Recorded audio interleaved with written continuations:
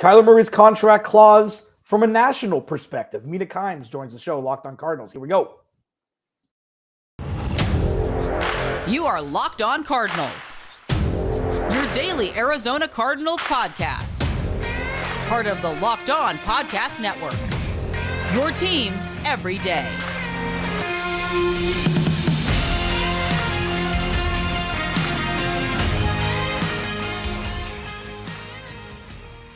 Welcome in, Locked On Cardinals. Alex Clancy here. We've done a lot of this over the last week, but I want somebody else to tell you who has the more egg on their faces. You've heard it from me a bunch.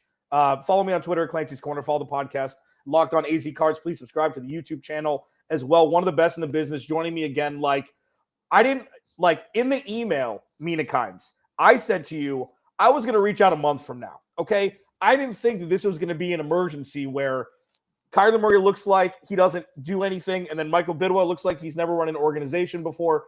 When you saw, let's do this. First, when Ian Rappaport tweeted it out, the picture, impact on your brain with that, and then when Michael Bidwell removed it, what was like the spectrum of your thought process between this mess? From the moment the clause came out, you mean? Yeah. The homework clause. Well, I guess maybe just it's because I'm too enmeshed in sports media, or I guess thinking about how these things work from a media perspective. But when it came out, my first thought was, who has anything to gain from this coming out? So normally when contract details or even details of negotiations come out, you kind of read the tea leaves and figure out, okay, the agent wants this out, or the team wants this out, or the player wants this out, or whatever.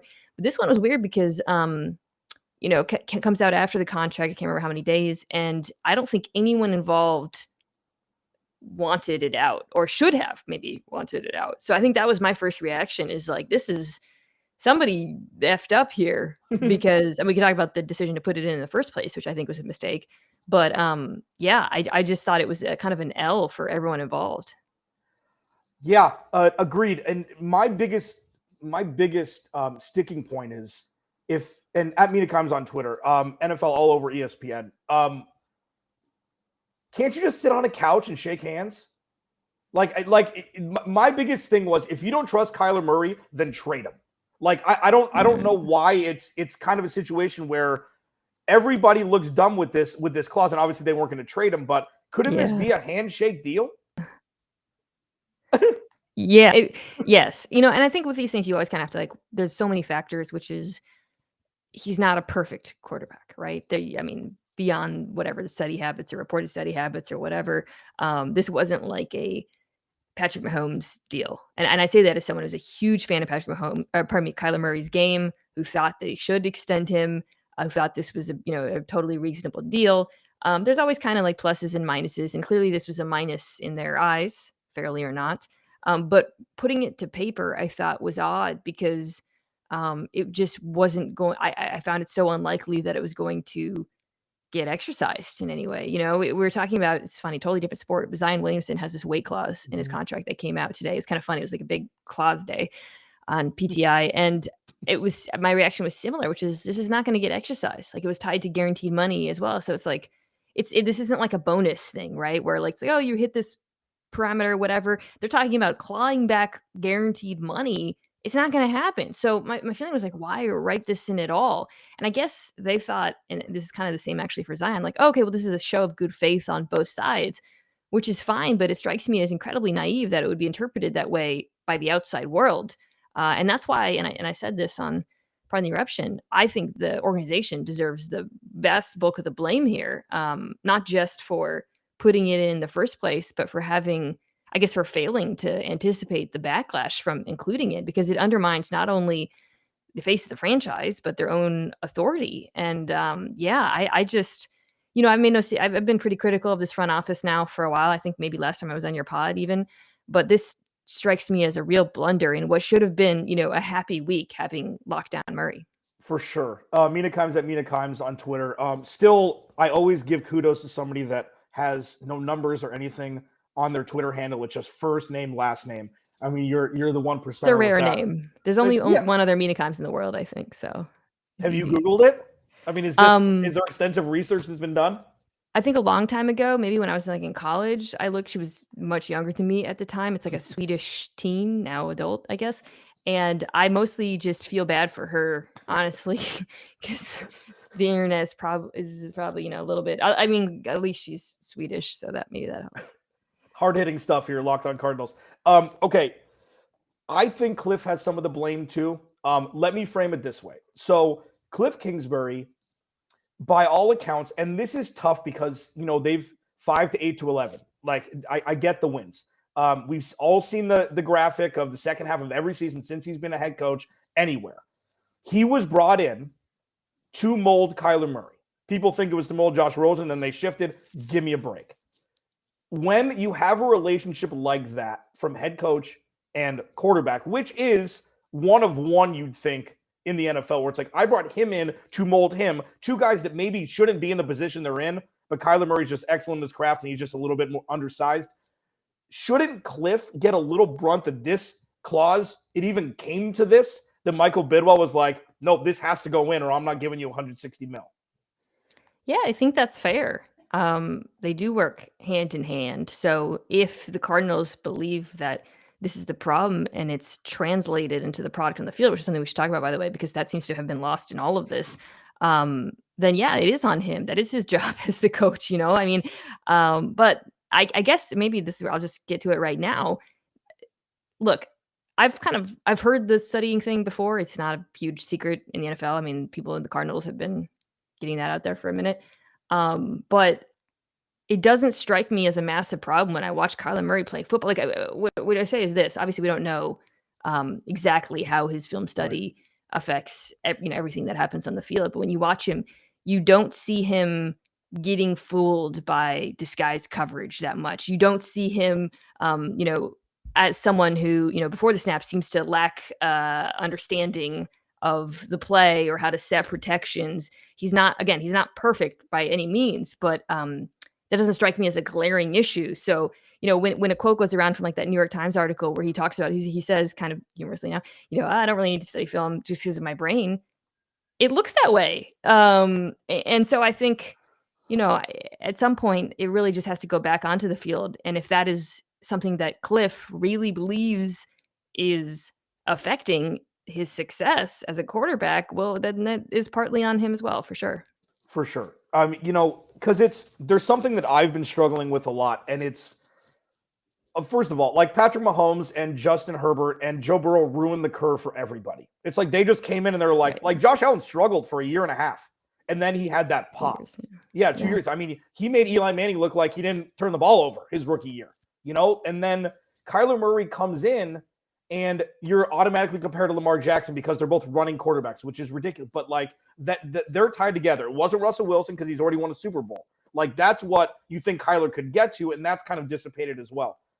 Should the curve just be shorter now for expectation, or is this? I just say this is the natural growth of a quarterback. It could take a rookie scale contract period of time for him to realize his potential. I just think curves have to be considered with context. Josh Allen's curve directly echoes his surroundings as they brought in more talent and as the roster improved. Joe Burrow is an interesting case because the offensive line was so bad, but he had one of the best group of skill players in the league. So I think that kind of made it a little bit messier of a picture there.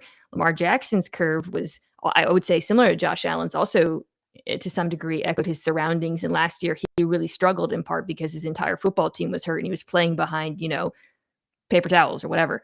Right. With Kyler Murray, pardon me, last season, obviously the loss of DeAndre Hopkins and I think the failures of Cliff Kingsbury to make certain adjustments in response to that has to be considered when you look at his struggles down the stretch. It's not the whole picture. Some of it he is certainly responsible for himself.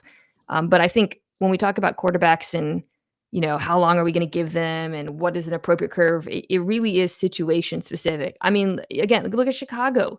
Justin Fields is in hell this year, but are people going to consider that when they say, well, he's bad for 2 years? Probably not. He was in hell last year too. By the way, it's just very unfortunate. Yeah. I mean, it's a constant struggle. I mean, the polarization of fan base, front office, who've been Cardinals fans forever, and Kyler Murray coming in as the antithesis of the Arizona Cardinals getting drafted. I mean, he's this guy that has emerged as a potential, this is dumb, but saving grace of the worst franchise by the numbers in the history of football. Most losses, third worst win-loss percentage. So you say maybe just longevity for the losses, that's fine. They're like 0.421 win percentage. So you bring a guy in, it's oil and water at times with the fan base. But let me ask you this. Let's look towards, and I'll get you out of here on this. 2022. Two-prong question. One, how long is the butt of this damn joke going to be circulating with everything that's happened over the last 96 hours or so? And two, are we looking at potentially the best Kyler Murray year yet, just to say, you know what, this is why I'm here?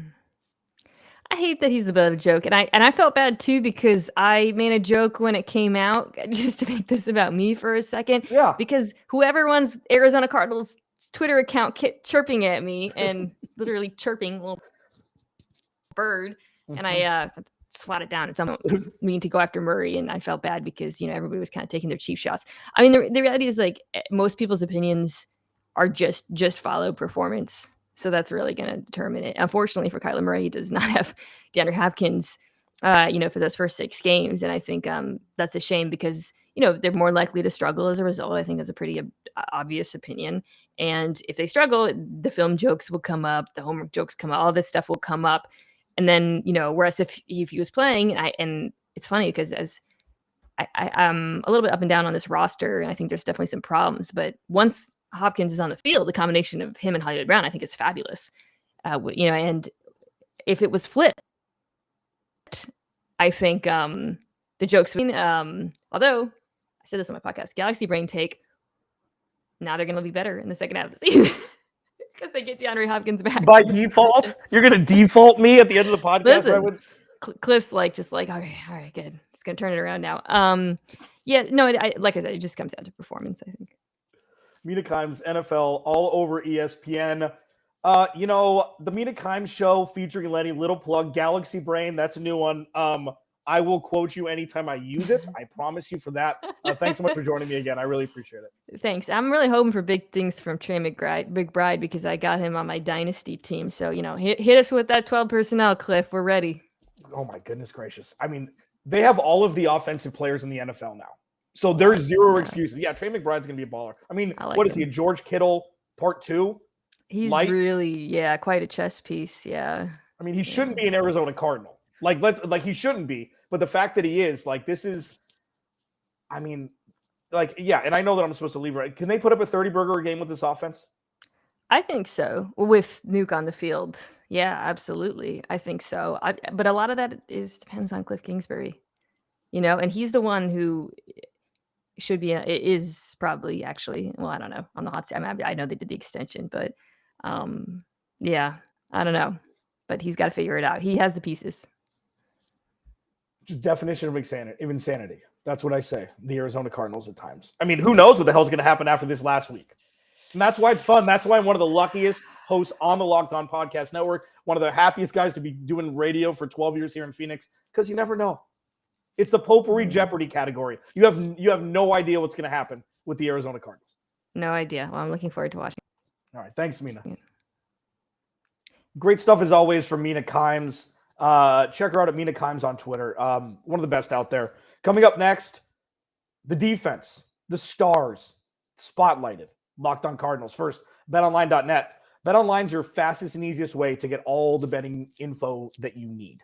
Okay? Find all your favorite sports and events and the number one online source for odds, lines, and games. Find reviews and news of every league, including Major League Baseball, NFL, NBA, NHL, esports, golf, combat sports, whatever you need. BetOnline.net's got you covered. BetOnline continues to be the top online resource for all your sports wagering information, from live in-game betting, scores, and podcasts. They've got you covered. Go to the website today or use your mobile device to learn more about the action happening today. BetOnline, where the game starts. Second segment, Locked On Cardinals. Thanks again to the great Mina Kimes for joining me. Talking Cardinals, talking Kyler Murray, talking clauses, talking everything. And great insight as always. So there are players on this roster that I don't talk about a lot. players on this roster who I don't talk about a lot.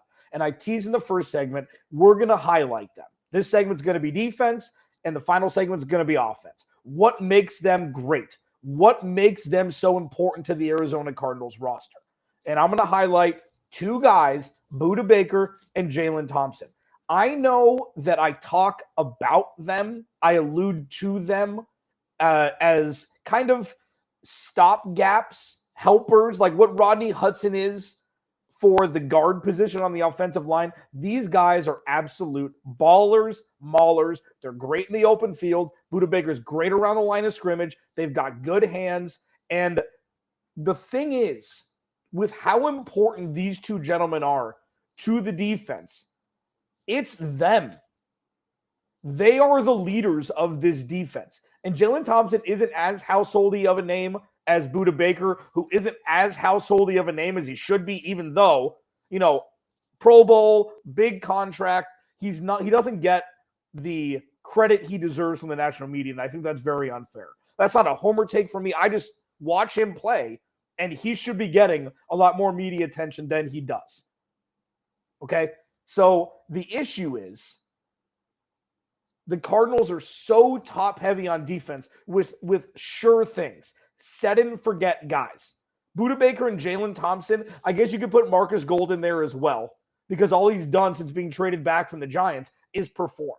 That's all he's done. There's going to be a lot more pressure on him to do it again, and at his advanced age, replicating what happened last year may be a little bit difficult, but you're going to need him to perform if you want this defense to stay afloat. J.J. Watt, it goes without saying, but he's not 26-year-old J.J. Watt anymore, and that's fine. He's got a different skill set. He's still good against the run. Opposing offenses still need to account for him. But Marco Wilson, Byron Murphy, you don't know week in and week out. You don't know for sure, set and forget. These guys will be the reason why you stay in games defensively. You don't know. And they're going to be playing a murderer's row of wide receiver ones this year. I mean, Travis Kelce, Devontae Adams, and then Allen Robinson and Cooper Kupp. First 3 weeks. Not to mention Darren Waller in Vegas. Okay? But what Budda Baker and Jalen Thompson do is they keep this defense in games even when they're outmatched. What Budda Baker and Jalen Thompson do is yield a sort of confidence where it's like, you know what? At least the last line of defense is one of the better tandems in the NFL. So you can fall back on that. And I think that's what Steve Keim, what little moves they've made on defense, I think just shows, hey, you know what? They trust Budda Baker and Jalen Thompson to perform. They trust Marcus Golden to replicate last year. They trust that Zaven Collins and Isaiah Simmons will take that big step forward. But the reason why I'm framing this podcast the way that I am today is praise needs to be given to Budda Baker and Jalen Thompson. Big hitters. They've got calm heads on their shoulder, even though Jalen Thompson is an absolute mauler. Budda Baker is great as a Swiss Army knife. He's more of a Swiss Army knife than Isaiah Simmons is at this point. When Budda Baker popped, he hasn't regressed. And that's the sign of a star/superstar in this league. So with those two guys over the top and at the line of scrimmage at times, Jalen Thompson, again, great with open field tackling. In this scheme, Vance Joseph knows how to utilize them as weapons. He knows, because for those that don't remember, and, this is kind of, it's not really a well-known, I don't know. I know Vance Joseph, when he was with Miami, DBs were his specialty. So he comes here, he sees Budda Baker and Jalen Thompson. He's like, oh yeah, we're cooking with gas with these guys. And going into the 2022 season with so many question marks on the defensive side of the ball, at least you know that Budda Baker and Jalen Thompson have this defense's back. And that is something that a lot of teams from the safety duos don't have. And that is something that needs to be appreciated. And I did 6 minutes to show my appreciation. Alex Clancy, Locked On Cardinals. Coming up next, the offense. Kyler aside, I'm going to highlight some studs that don't really get talked about because they're set and forget guys. I'm going to hit those next. Locked On Cardinals. First, Dave. Okay? Dave. If you're in a bind and you need a little cheese, you need a little cash quickly, Dave's got you covered. If you've got a wedding present that you have to buy, but you have bills to pay also, Dave's got you covered. You can get up to $500 instantly with extra cash. That's more money to fill your tank, pay bills, do whatever you need to do, have a little wiggle room. You can finally take those expenses that you have, get a little help, get a little float to be able to make your life a little bit easier. And there's no interest or credit check needed, which is fantastic. Millions of people have already downloaded the Dave app to get the financial relief they need with extra cash. So if you're in a pinch and need extra cash, download Dave and think of it as a helping hand from future you. Download the Dave app from the App Store right now. That's DAVE. Sign up for extra cash account and get up to $500 instantly. For terms and conditions, go to dave.com/legal. Instant transfer fees apply. Banking provided by Evolve. Member FDIC.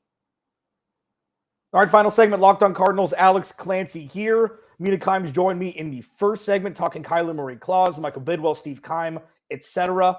Highlighted Budda Baker and Jalen Thompson in the second segment. The stars don't get enough pub because it's just like a foregone conclusion that they're going to ball out. And it's more the questions and the storylines surrounding who may ball out, who may take the next step, who may regress, things like that. But the pillars don't get talked about as much as they should, and that's what I'm doing for these final two segments. The offensive stars that need to just get praise. Just praise. It's been a weird offseason, man. The draft was weird. The free agency is weird. The contract was weird for Kyler, the clause, and then the removal of the clause. It's just been weird. Rodney Hudson, it's been weird. There are 3 players, I guess 4, 5, that really just need praise. I'm going to remove Kyler because whatever. I could do that in any podcast. And we've been talking a lot about him, even more than talking about a quarterback should, But there are players, and I'm going to list them. DeAndre Hopkins, Zach Ertz, AJ Green, go with me here. Rodney Hudson, and James Conner. Go with me here. It's not exactly going to be what you think. Okay? These are stars. We don't know if Hollywood Brown's going to be a Pro Bowl star with the Cardinals yet. We'd like to think so, and the tea leaves are pointing that way if you read them, but we haven't seen it yet, so I'm not grouping him in yet. Okay? DeAndre Hopkins, in my opinion, when healthy, is a top 3 wide receiver in the league. He's not flashy. He's not fast. But what he does, he catches everything that gets thrown to him. He gets to his spot when he wants, and it doesn't matter how many people are defending him. The dude gets his. He's just in perpetuity. He was my favorite wide receiver when he was with Houston. And then he gets traded to the Cardinals. Oh, sweet. Pretty sweet. Okay. DeAndre Hopkins is an absolute stud. When he comes back after week 6, he's going to come out with something to prove also, because remember, his contract has an out after this season because the cap number goes up. We don't know if he's going to retire an Arizona Cardinal. He's 30, okay? With how receivers are playing, with how he plays especially. If he stays healthy, he's never relied on his speed to win, ever. He hasn't. So that means he could play a more Larry Fitzgerald-like career if he can stay healthy. I'm not comparing the two, but I'm saying Larry Fitzgerald played until he was old compared to when players normally retire from the wide receiver position. DeAndre Hopkins, absolute stud. Great that he's wearing number 10 for the Arizona Cardinals. Zach Ertz. Zach Ertz is a perennial fringe Pro Bowler who just produces when he's healthy. I think it was scheme from Doug Peterson. I think it was preference by Carson Wentz, where they shifted toward Dallas Goedert in the red zone and just used Zach Ertz between the 20s when Dallas Goedert started to emerge. Zach Ertz came in last season, midway through the season, and just fit in. He just fit in because he's playing kind of a role which is what Larry Fitzgerald kind of played after the massive year when Bruce Arians moved him into the slot and it rejuvenated his whole career. But Zach Ertz is going to emerge, in my opinion, as Kyler Murray's favorite safety blanket. And that's not all he can do, which is fantastic. We saw the catch across the middle, take it to the house, 40-plus yard touchdown. I mean, the dude's got gas still. He's not 100. He's 6'4", which you can't teach. And he's going to be a great big red zone threat. Zach Ertz, star, not talked about enough. AJ Green, this is to a lesser extent. AJ Green is a Hall of Famer. Okay. AJ Green was buried in Cincinnati. He got all the targets. He caught all the balls. And he had Andy Dalton. Regardless of how you feel about Andy Dalton, win above replacement, Andy Dalton was a good quarterback and had a very solid career. They didn't win a whole bunch, but they made the playoffs a bunch. And AJ Green was the number one target for him in perpetuity. And AJ Green now, even though he's going to be 34 when the season starts, he's 6'4". You can't teach that. He catches almost everything. He was Kyler Murray's security blanket last year. Third and forever, there were a handful of conversions where Kyler Murray just threw the ball up and AJ Green went and got it. He relied on his speed somewhat when he was younger, but I'll tell you what, AJ Green can still have a massive impact for his role on the Arizona Cardinals offense next season. Because it's going to be all hands on deck, baby. They're going to have to score a 30-burger a game. Or you'd think that that's how it's sculpted at this point for the offense to perform in 2022 with all the pieces that they've made through free agency and the draft. And then James Conner. James Conner is a star, but for a different reason. James Conner, in my opinion, will not replicate what he did last year. It wasn't an anomaly, but he was put in situations that showed his strength. He has a nose for the end zone. Not everybody has a nose for the end zone. He does. Kenyon Drake, he didn't.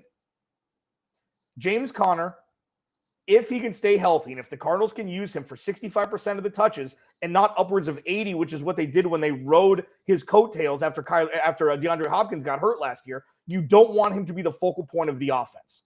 But where the star comes in, now defenses have to account for him. Because, I mean, he had a great year when nobody knew who he was after Le'Veon Bell left, okay? And then he got hurt, and then Jalen Samuels came in, and then Jalen Samuels was a guy. It's like, whoa, you can play him at tight end and running back in fantasy. This guy's going to win me a championship.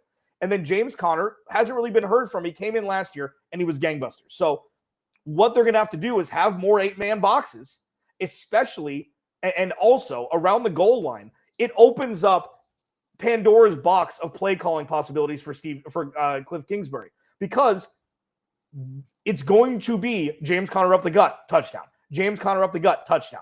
James Conner up the gut, play action, Kyler Murray dancing into the end zone from the far pylon by himself, and it's going to be play action, 6'4" Zach Ertz, 6'4" AJ Green, Trey McBride on the field, DeAndre Hopkins, Hollywood Brown. They've got weapons abound, and James Conner is going to be the catalyst to keep the defense honest, especially close to the end zone.